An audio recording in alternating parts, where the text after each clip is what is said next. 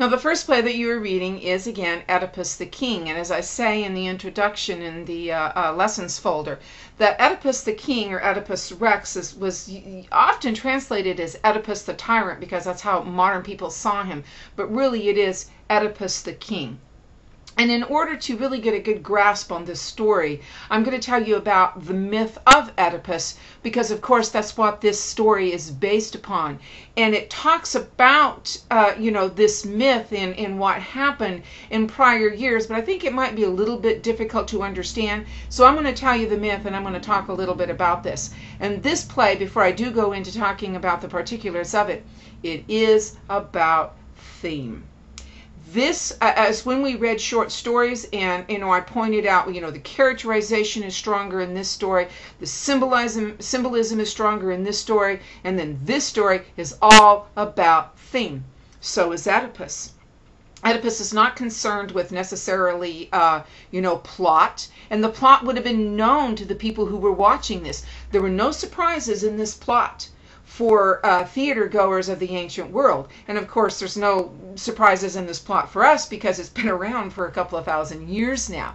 But it is the theme. And even the theme of this would have been very familiar to those ancient theater goers. And it reiterated or strengthened things that were around them in their religion and in their mythology. And again, these early plays in the Greek and Roman drama, they were from largely from mythology and concerned mythic themes. Now, why? Because in those days, the myth, and it still does. Remember, I teach mythology. That's a big passion of mine. Myths have to do with the human condition, and Oedipus has to do with the human condition. But first, let me give a little bit of background about Oedipus. Now, Oedipus was born to Jocasta and Laus, who were the king and queen of Thebes. And when he was born, it was prophesied that he was going to grow up to kill his father and marry his mother. And his parents were horrified about this. And so they pierced his feet. And that was quite a common theme in ancient myth as well. And they sent him away to be exposed in the country. Now, they didn't kill him, and there's a reason why they didn't kill him. That was because they would have angered the gods by taking the life of their child. But by sending him out and exposing him in the country, if Oedipus died, it was the will of the gods. And if he lived, it was the will of the gods. So it was an easy cop-out for his parents to take. Now, when he was exposed out in the countryside, he was adopted by parents in Corinth. And now Jocasta and Laus, they think they've gotten out from underneath the prophecy. And Oedipus is raised by foster parents in Corinth. But when Oedipus grows up, he goes to see a prophetess, a seer, and she tells him, you are going to kill your father and marry your mother. Oedipus does not know he is adopted, and he is horrified by this prophecy. And as any good son would do, he took off. He ran away. He got out of Corinth, and he's going towards Thebes. And as he goes towards Thebes, he comes to a crossroads.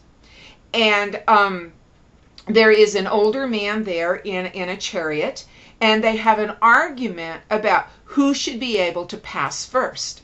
And during this argument, Oedipus and the older man grow so angry that they just about come to blows, and Oedipus kills the old man. And of course, the old man is, you got it, Laus, his father. So the first part of the prophecy has come true unwittingly to Oedipus. Now, Oedipus goes on to Thebes, and Thebes is having a hard time because the Sphinx, and it's not the Sphinx that you think of in Egypt. The Sphinx was a creature with the body of a lion, and usually a woman, and it had a woman's face, and it would ask a riddle. And the riddle was, what goes on 4 feet in the morning, 2 feet at noon, and 3 feet in the afternoon? And nobody could guess what this was. And Oedipus guesses what it is. And of course it is a human, or as he would have said, a man. Because you crawl when you're a child, You walk on your 2 feet as an adult at noon, and then in your old age in the afternoon you walk with a cane. And he slays the Sphinx, saves Thebes, and therefore becomes the king. But when he becomes the king, he gets to marry the queen, and the queen is Jocasta, his mother. I'm going to continue in the next.